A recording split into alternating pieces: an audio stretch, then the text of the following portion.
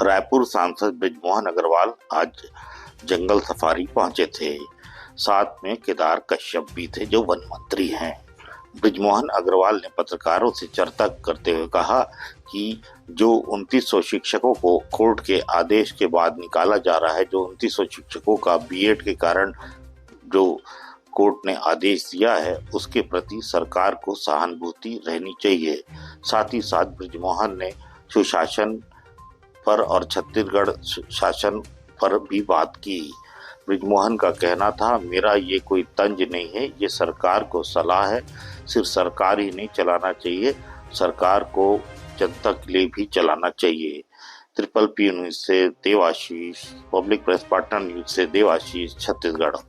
वाले उसको लेकर मतलब तल्ख टिप्पणी माना जा रहा है कि आपने कहा कि परोसी हुई थाली नहीं छीनना चाहिए। निश्चित रूप से जो हमारे यहाँ के 2600 से ज़्यादा ऐसे शिक्षक हैं जिनकी भर्ती नियमानुसार हुई थी, परंतु बाद में उसके नियम बदल दिए गए और अब उनकी नौकरी समाप्त किए जाने के कारण उनके परिवार के साथ में, उनके माता पिता के साथ में बहुत ज़्यादा मुझे लगता है कि कठिन और विपरीत स्थिति पैदा हो रही है और इसलिए सरकार को इस बारे में जल्दी निर्णय लेना चाहिए और हमारे पास में वो माध्यम है कि उनकी जो योग्यता है उसके अनुसार हमारे पास में पद खाली हैं, तो उन पदों पर उनकी भर्ती कर लें तो उनका भविष्य सुरक्षित होगा और उनका परिवार भी सुरक्षित होगा। सर, एक तर्क सरकार सुशासन तिहार चल रहा है सर, और दिनों से जो है मुख्यमंत्री और आप लोग भी मेल मुलाकात करेंगे आने वाले दिनों में, कितना लाभ होगा सर इसका?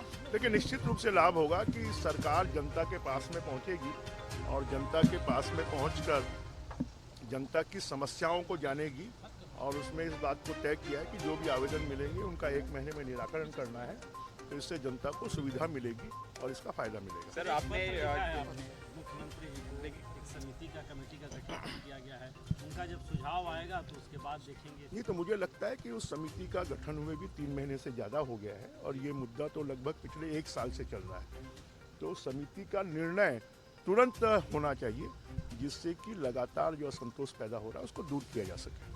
सर, लेकिन आपके उस वाले बयान को ज़्यादा ये आपने कहा कि सत्ता है तो शासन ही ना चलाएं, आप जो है गरीबों को आंसू ना आए, आंसू भी पूछें आप। तंज के तौर पे देखा जा रहा है। नहीं, तंज नहीं है, मेरा तो एक सुझाव है कि सरकार को हमको इस बात की चिंता करनी पड़ेगी कि हमने महिलाओं को 1000 रुपये दिया है, हम किसानों का धान 2100 रुपये में खरीद रहे हैं, हम 18 लाख लोगों को प्रधानमंत्री आवास दे रहे हैं।